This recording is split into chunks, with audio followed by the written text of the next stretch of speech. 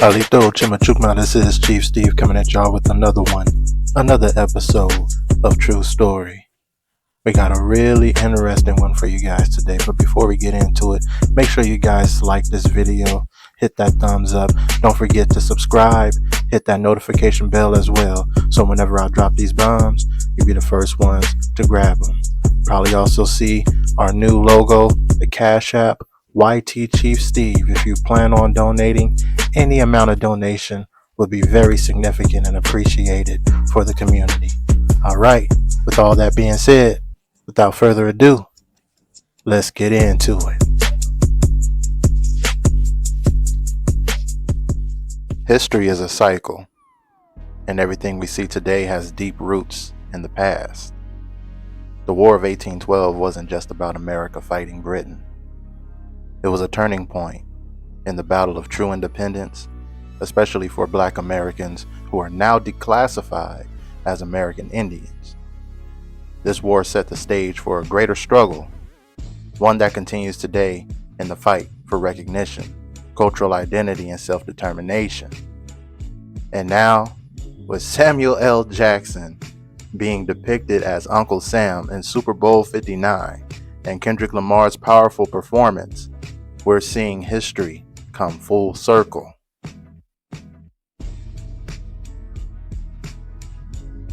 The War of 1812 was America's way of saying, we're done being controlled by Britain.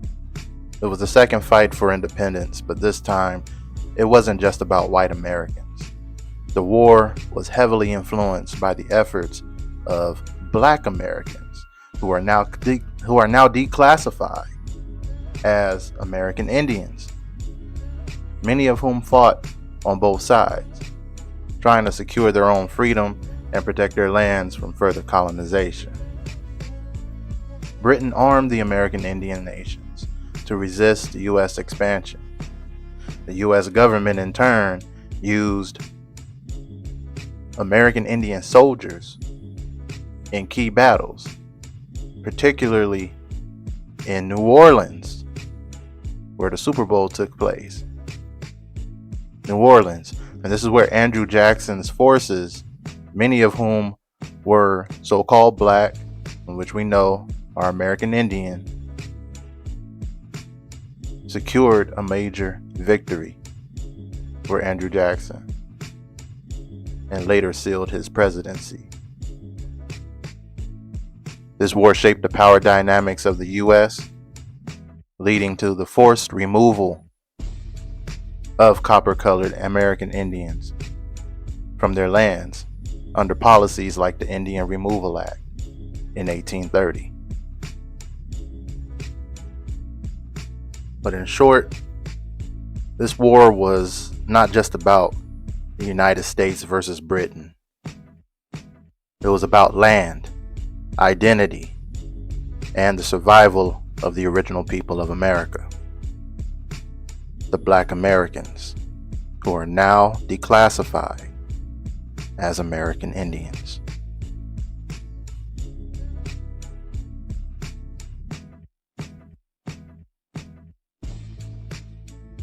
Now, Uncle Sam is one of the most recognizable symbols of American power.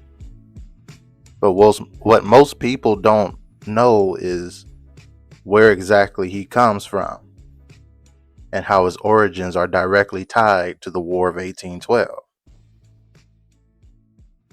The real life inspiration for Uncle Sam was Samuel Wilson.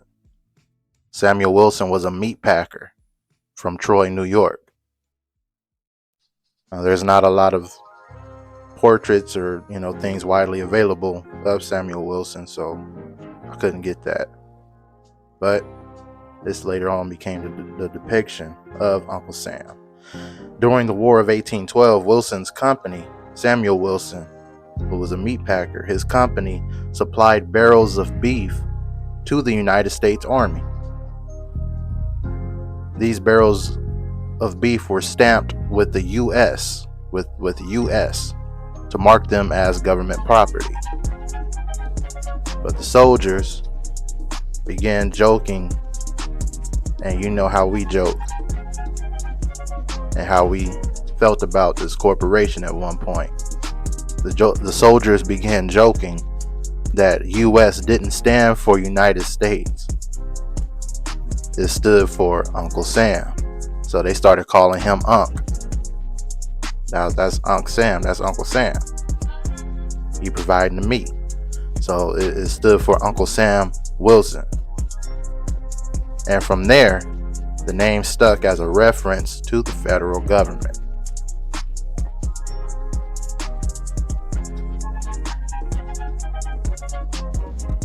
But here's the thing. At its core, Uncle Sam represents America, but not in the way history has told it. His story has told it. And we know the true definition of an American. And if you don't know, look up the dictionary term in the 1828. Let's look up 1828 definition of American. All right. But the real soldiers that were fighting in the War of 1812, the ones who defended New Orleans, who defended Detroit, and other major battlefields, included many Black Americans who are now declassified as American Indians. These indigenous copper-colored Americans played a huge role in the very war that birthed the Uncle Sam legend. Yet, they were later erased from the narrative. While Uncle Sam became a symbol of white American patriotism, the real patriots, the Black Americans who are now declassified as American Indians, who fought for the United States while protecting their own land, were pushed out of history. Erasure.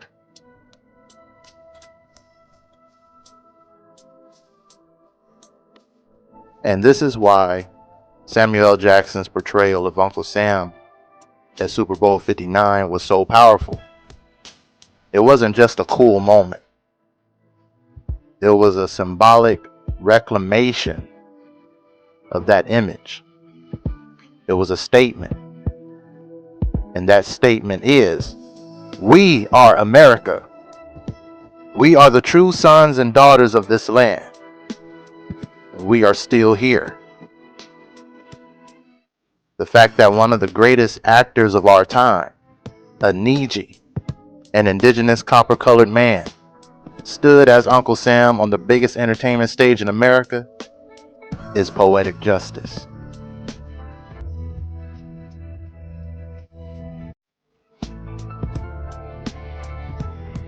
Now, let's fast forward to Super Bowl 59, a moment in time where history, identity, and culture all clashed on the biggest stage.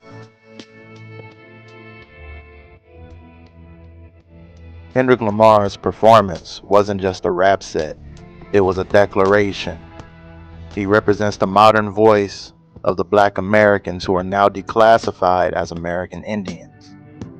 He speaks on systemic erasure, identity, and the fight for true freedom. Much like the War of 1812 was about resisting control. In the same way, American Indians fought to defend their lands in 1812.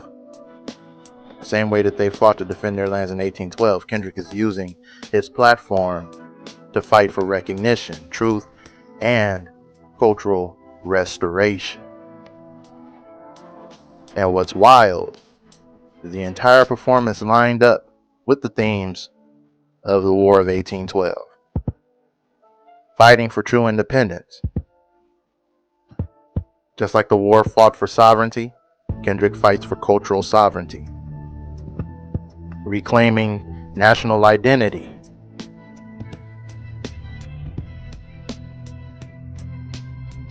Samuel L. Jackson as Uncle Sam He flips the narrative. We're reclaiming our identity nationally.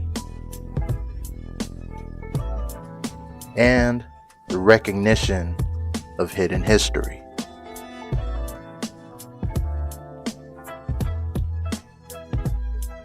The way American Indians were erased from history, copper-colored Aborigines. The way that we were erased from history parallels how today's struggle for identity are still happening.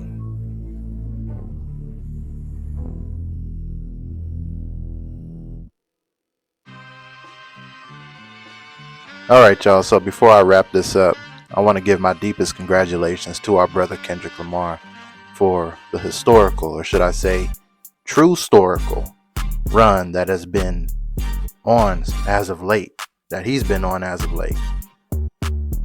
And it's important that we give honor to those who are still with us today. Don't wait until this man is gone to give him his flowers. All right, he deserves all the honor and all the accolades, everything that he told you in Man at the Garden. He deserves it all, and we should give it to him. We should give it to him because he's literally putting the culture on his back, and he's carrying us into this Renaissance era. And one thing that really impressed me leading up to this moment was something I heard him say. He was asked if he'd ever want a movie done about his life, and then he paraphrased. I paraphrased for him. He said that he doesn't even think about that because he's too busy living in the present. And with all that being said, he still respects and honors history and those who came before him. So, they're telling him, oh, you got all these awards. This has been a historical run for you these past 12 months. And, you ever thought about having a movie done about yourself or a documentary? And he basically said he's not even worried about all that. All that stuff is cool, but he's still living presently. He still got a lot of things that he want to get done, that he want to accomplish. So it hits different. It hits different when you realize that a Niji, an indigenous copper-colored man from Compton, California, can achieve everything Kendrick just did in the last 12 months. Or honestly, should I say, in this past 15 to 16 years, because the man's been putting in work since he came out. And before he really had his come out, he's been putting in a tremendous amount of work. So, I mean, you have to respect that. So, salute to the king. Salute to the king of the West. Salute to the king of rap. Because if you guys didn't know, his Super Bowl viewing for his halftime show has officially became the most viewed Super Bowl halftime show in history. He beat out Michael Jackson by 100,000 viewers. By at least 100,000 viewers. That is historical. And it's only fitting that a Niji gets handed the crown from the other. We are the culture, guys. He showed that this weekend. We will always remain the culture. And it wasn't only him who was out there. Shout out to SZA, who always held it down. Every time she threw it down, she held it down. Shout out to Serena Williams for getting out there. I think I got a picture of her. Hold on. Yeah.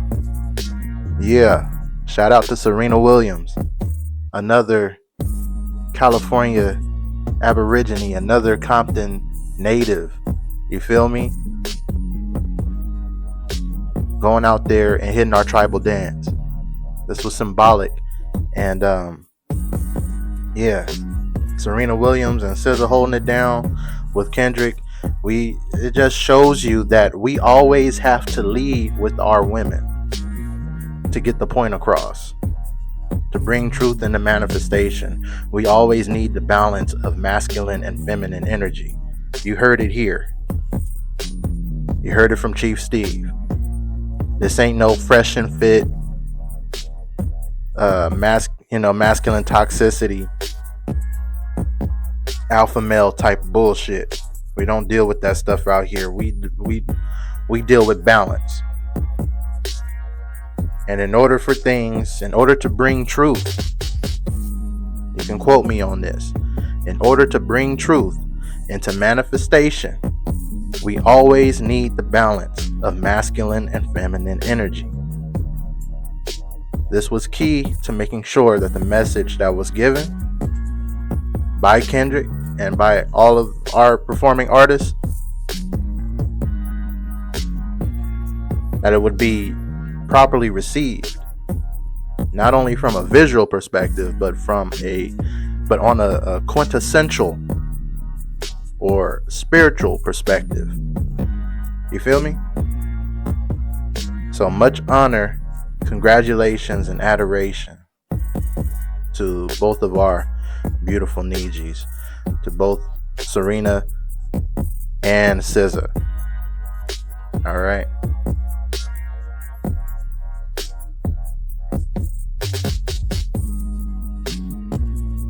And I got to give a shout out to New Orleans and Louisiana, the state of Louisiana. It was truly the heartbeat of our true story. That region, that area. And it goes beyond just with the state that you see the lines on the map. I'm talking about Louisiana as a whole. You know. But we ain't gonna get too deep into that. We're gonna leave it right here. Just want to give a shout out to Louisiana and a huge shout out to New Orleans.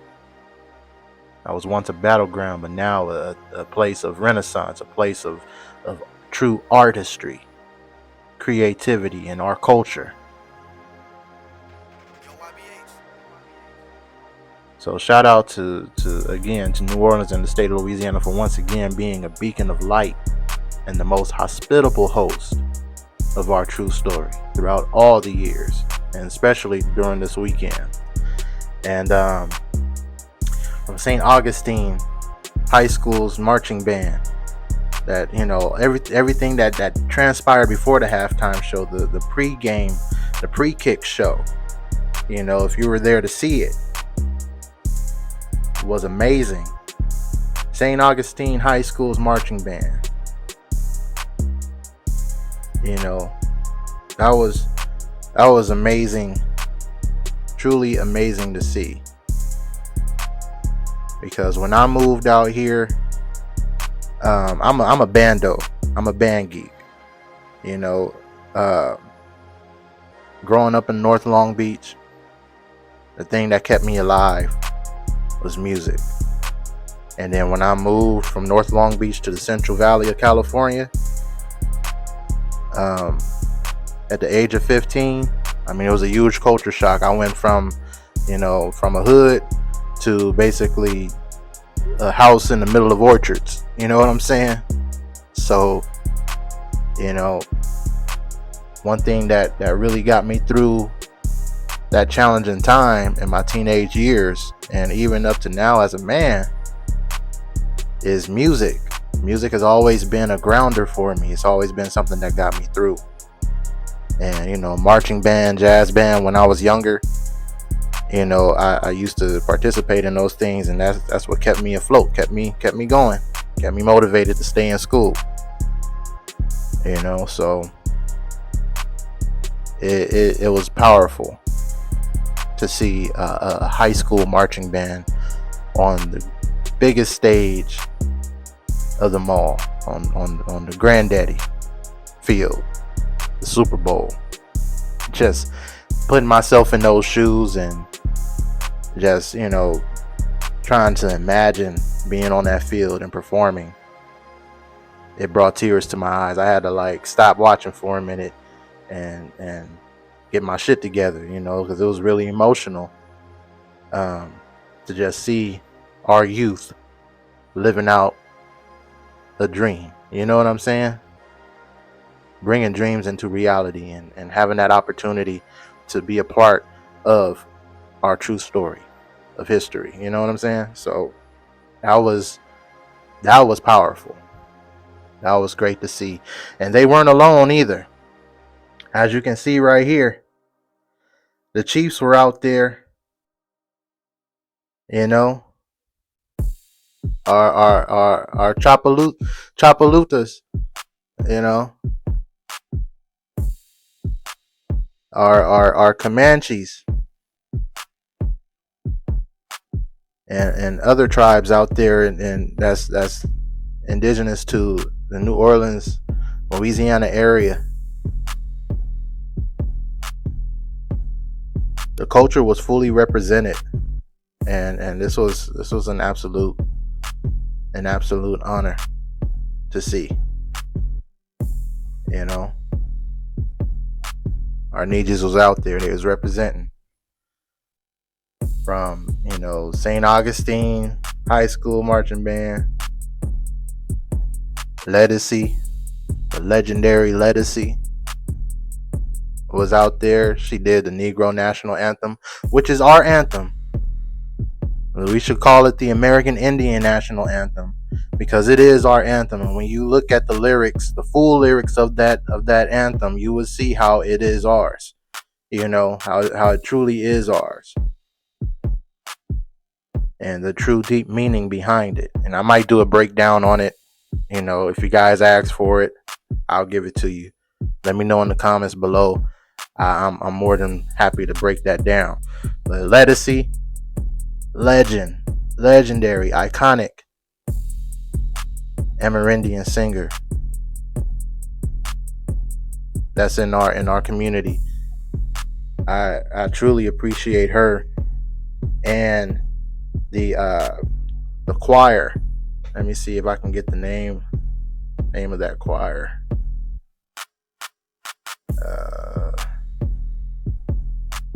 I'm looking. Give me 1 second.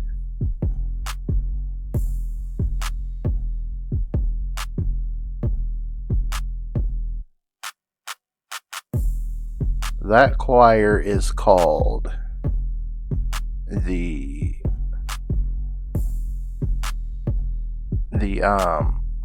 I thought I had it written down right here. Just give me 1 second, y'all. We gonna pause for the cause. All right, y'all. I got him. Right here. I got him. It's the Greater New Orleans High School Chorale Collective. So this was another high school, y'all, that was representing, that was putting on out there our youth. This just shows the future. The future is on board and aligned with what's happening. All right, the future is here. We're not trying to reach out. We got this generation, we got the next generation ready to take this on. That's why I say it's a renaissance. This was truly amazing to see, once again, New Orleans, Louisiana, representing our culture. You know what I'm saying? And then it don't stop from there.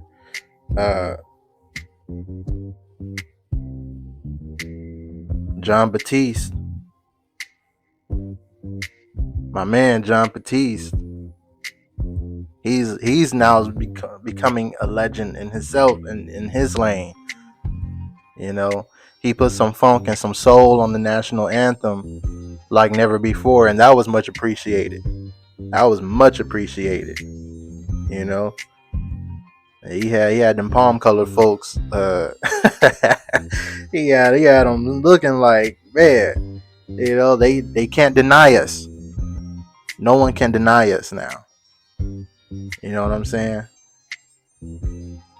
And shout out to Trombone Shorty as well, man. I didn't get a good clip of him on here, but shout out to Trombone Shorty and his crew, along with Louisiana native Lauren Daigle. She held it down. They made America the Beautiful. They made that song hit differently, man. Had it with the Mardi Gras feel, with the with the horn line. You know what I'm saying? Putting that Fat Tuesday on there, or however you want to call it. Like I'm not a Louisiana native. I'm not in New Orleans, so I don't know how y'all call it. But the horns. You know what I mean? Them horn quartets, and that's just straight up culture right there. So we showed the true identity of America in this for sure. A shout out to all of these amazing artists and these icons taking the time out to be a part of our true story, the manifestation of our reclamation of our identity.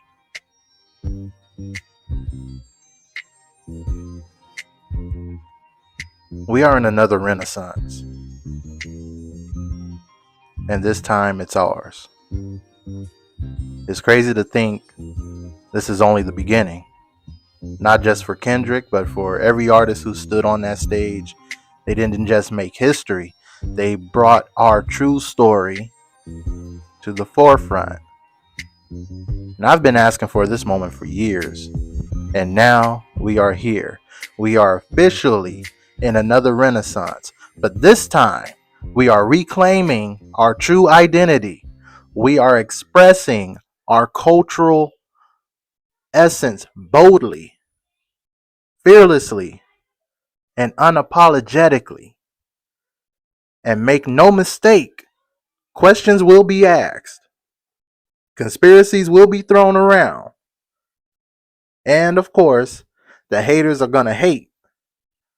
But it doesn't matter, because once again, all eyes are on us. We are the blueprint. And the blueprint for 2025 and beyond is set. It's on us to protect our culture, protect our artists, and continue to stand on business. All right? So this is Chief Steve signing out. Don't forget to like this video, subscribe to the channel if you're new. Share this message, share this information to anybody and everybody that you see, especially to the family. And if you have it, again, don't forget to donate to the Cash App, YT Chief Steve, all one word. And remember, the revolution will be televised. I'll see y'all on the next one. Tatakista, I cherish you all, and Yokogi. Thank you for watching. We'll see you soon.